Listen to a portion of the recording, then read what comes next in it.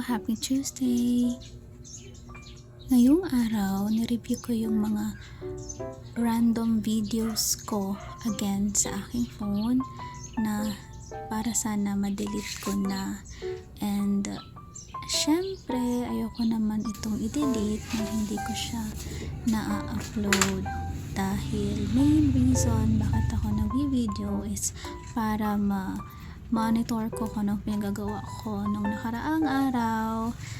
At ayun na nga, sa kaka-review ko ng mga videos, napansin ko ang dami ko nga palang nilabhan this month, and lahat ng mga laba video ko is just this month ko lang ito pinagagawa, including bed sheets and curtains. So yun na nga, na-realize ko yung mga struggles ko habang naglalaba, and not only paglaba, na-realize ko na parang medyo hindi talaga na comfortable ako tuwing naglalaba. And dahil naisip ko rin yung inopen ni Papa Bear na hindi rin siya comfortable na, like what I've mentioned na dati, maliit lang yung talagang boarding house. Maliit lang talaga siya, at meron lang kaming maliit na lababo dito kung saan kami naghuhugas at nagluluto. Oo nga pala, kapag nag-deep clean ako, usually mga ganito kadami ang nakukuha ako. Grabe. Looking back pala, no, bakit kami nakapag-decide na mag-settle sa maliit na room, dahil ang target ko nga noon is makapag-apply na ng home base, and good thing na home yung lilipatan namin is meron ng internet. During that time, kailangan ko na talagang mag-decide agad na maglipat na dahil may hinahabol kasi akong cut-off. At ito lang yung isa sa mga room na nakita ko na possible na pwede. Kaya ayun.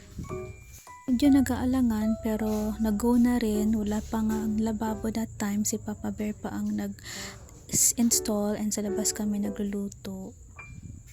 Yung CR medyo walking distance lang naman siya, pero kung 5 minutes break lang ako in between class, mahirap na sa akin. Minsan nga 3 minutes na lang kasi hindi maiwasan na kailangan mag-extend dahil hindi mo ma-interrupt sa student at tapusin mo nang magsalita bago ka ending spiel. Ang reason, yung parcel ni Papa Bear is medyo madami na lately, and then sobrang liit lang nga yung kwarto, hindi namin mapapasok. Last, pag sobrang dami, andun lang sila sa labas, and pinapabantayan na namin yung parcel kay Milky. Pero yung worry na baka may mawala, kasi nagsasara naman ako ng door dahil nagpapa-aircon nga ako pag nagka-class ako, baka may mawala at ma-short si Papa. Anyway, at sinecure ko na rin last day itong internet. Good thing is responsive naman si Converge. Ang maganda lang talaga dito sa B-house namin ngayon is naka-series nga ako sa PLDT Fiber at may Converge pa ako. Hindi talaga ako mag-worry na mawala ng internet.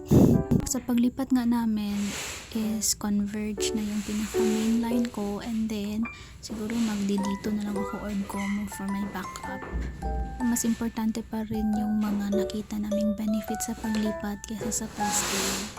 Isa na rin nga dito, yung lababo is nasa loob na siya, and then yung CR nasa loob na din siya. Hindi siya kalakihan pero malaki yung difference ng price, mas lower siya. Yun na nga, wala lang siyang AC, pero siguro magagawa naman ng paraan, siguro pag-ipunan na lang namin ulit. And ang mahalaga is yung monthly namin is medyo maliit na siya, 2.5 na lang siya.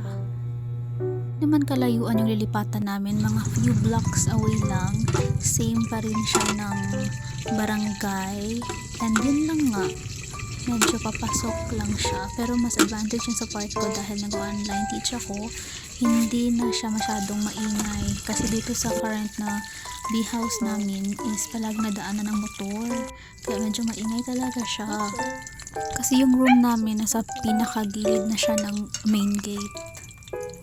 Itong room na to, sulit naman siya sa mga single na person na nagwo-work from home dahil may aircon na siya.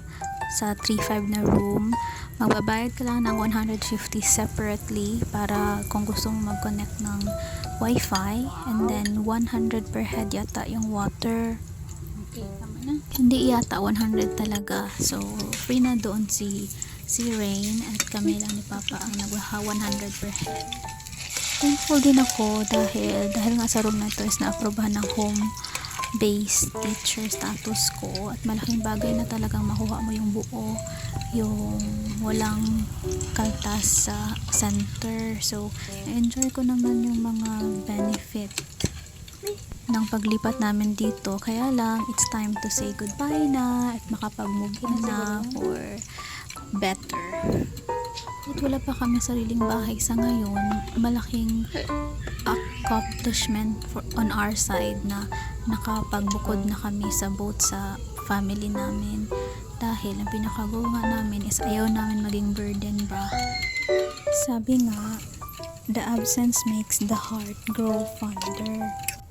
Think moving out sa mga poder ng pamilya namin is we consider na advantage yun sa part nila, dahil magkakaroon din sila ng peace of mind, and we're not always in the sanity na palagi tayong okay, diba? May mga time na not in good mood ka at lalabas talaga yung pinaka worst mong ugali, and through this separation is ma-maintain yung respect ng isa't isa at may iwasan yung mga hindi pagkakaintindihan.